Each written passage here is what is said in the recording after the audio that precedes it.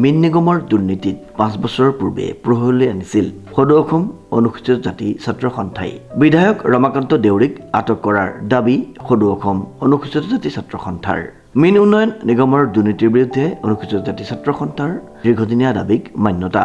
2020 চনৰ 29 ফেব্ৰুৱাৰী তাৰিখে সদৌ অসম অনুসূচিত জাতি ছাত্ৰ সন্থাই অসম চৰকাৰৰ মীন উন্নয়ন নিগমত সংঘটিত হোৱা দুৰ্নীতিৰ দস্তাবেজ মুকলি কৰিছিলোঁ। আৰু সেই তেতিয়াৰ পৰাই অসম চৰকাৰৰ মীন উন্নয়ন নিগমত সংঘটিত হোৱা দুৰ্নীতিৰ তদন্ত বিচাৰি দুৰ্নীতি সদাগৰসকলক আটক কৰিব লাগে বুলি দাবী জনাই আমি অনুসূচিত জাতি ছাত্ৰ সন্থাই বহু প্ৰতিবাদী কাৰ্যসূচী হাতত লৈছিলোঁ। আমি চৰকাৰক জনাব বিচাৰিছিলোঁ যে এই বিভাগটোত এচাম দুৰ্নীতিপৰায়ণ মানুহে এচাম দুৰ্নীতিৰ সদাগৰে শ শ কোটি টকাৰ লুণ্ঠন ৰাজ চলাইছে। অসমৰ চহা মানুহবিলাকৰ মূৰত মাধমাৰ সজাই মৎস্যজীৱী মানুহবিলাকক প্ৰতাৰণা কৰি প্ৰবঞ্চনা কৰি এই মানুহবিলাকে শ শ কোটি টকাৰ সম্পত্তি বাহাৰ বহিছে। আৰু বিগত 5টা বছৰৰ পাছত শেহতীয়াকৈ মুখ্যমন্ত্ৰী দুৰ্নীতি নিবাৰক শাখাই আমাৰ যি অভিযোগ আছিল, আমাৰ যি দাবী আছিল, এইবিলাকক মান্যতা প্ৰদান কৰিছে।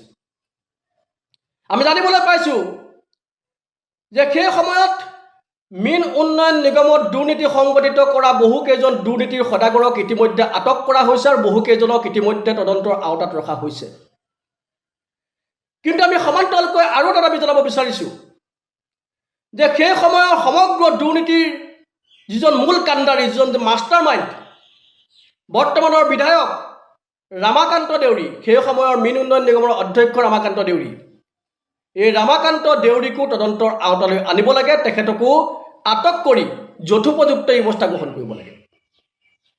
কাৰণ তেখেতক আটক নকৰিলে, তেখেতক তদন্তৰ আওতালৈ নানিলে মীন উন্নয়ন নিগমত সংঘটিত হোৱা দুৰ্নীতিৰ কোনো ধৰণৰ তদন্তৰ ফলপ্ৰসূ পোৱা নাযাব। আৰু ৰামাকান্ত দেউৰীক আটক কৰি বিহিত ব্যৱস্থা গ্ৰহণ কৰিবলৈ আমি মুখ্যমন্ত্ৰীৰ দুৰ্নীতি নিবাৰক শাখাক, অসমৰ প্ৰশাসন ব্যৱস্থাটোক আমি দাবী জনাইছোঁ। আমি জানো যে দুৰ্নীতি নিবাৰক শাখাই শেহতীয়াকৈ যি আচলতে পদক্ষেপ গ্ৰহণ কৰিছে তাৰ বাবে ধন্যবাদৰ পাত্ৰ। দুৰ্নীতি নিবাৰক শাখাই অনুসূচিত জাতি ছাত্ৰ সন্থাৰ ন্যায্যপ্ৰাপ্ত দাবী প্ৰতি যি মান্যতা প্ৰদান কৰিলে তাৰ বাবে অসম চৰকাৰকো ধন্যবাদৰ পাত্ৰ। কিন্তু খেনুক দেখি ৰন্ধা বঢ়া, খেনুক দেখি দুৱাৰ মৰা কাৰ্য যদি কৰে তেতিয়াহ'লে কিন্তু আমিও মনে মনে বহি নাথাকোঁ।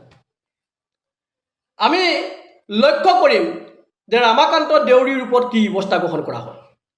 আমি লক্ষ্য কৰিম এই তদন্ত প্ৰক্ৰিয়া কিমান দূৰ সম্ভৱ হয়, কিমান দূৰ পৰ্যন্ত ফলপ্ৰসূ হয়। আমি লক্ষ্য কৰিম যে কেৱল তদন্তৰ নামত তদন্ত হ'ব নেকি। আমি লক্ষ্য কৰিম যে ডাঙৰ ডাঙৰ ৰৌ বৰালি এই তদন্ত প্ৰক্ৰিয়াৰ পৰা বাহিৰত থাকিব নেকি। আমি লক্ষ্য কৰিম যে ৰামাকান্ত দেউৰীক আটক হ'বনে নহয়।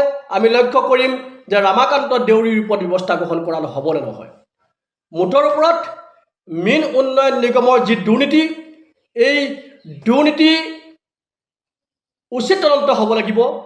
আৰু সমান্তৰালকৈ আমি দুৰ্নীতি নিবাৰক শাখাক ধন্যবাদ জনোৱাৰ লগতে সমগ্ৰ ব্যৱস্থাটোক বেবেইবাং নকৰি যথোপযুক্ত ব্যৱস্থা গ্ৰহণ কৰিব লাগিব দুৰ্নীতিৰ সদাগৰসকলৰ বিৰুদ্ধে, এই দাবী উত্থাপন কৰিছোঁ। দুৰ্নীতি নিবাৰক শাখা আৰু চৰকাৰক ধন্যবাদ। সংগঠনটোৰ কেইবাজনো দুৰ্নীতি সদাগৰ আটক আৰু বহুজন আছে তদন্তৰ আওতাত। তদন্তৰ অধিক ক্ষীপ্ৰ আৰু সঠিকভাৱে কৰাৰ দাবী অনুসূচিত জাতি ছাত্ৰ সন্থাৰ। শিৱসাগৰৰ পৰা অমিত কুমাৰ শৰ্মাৰ এক বিশেষ প্ৰতিবেদন, নিউজ নাও।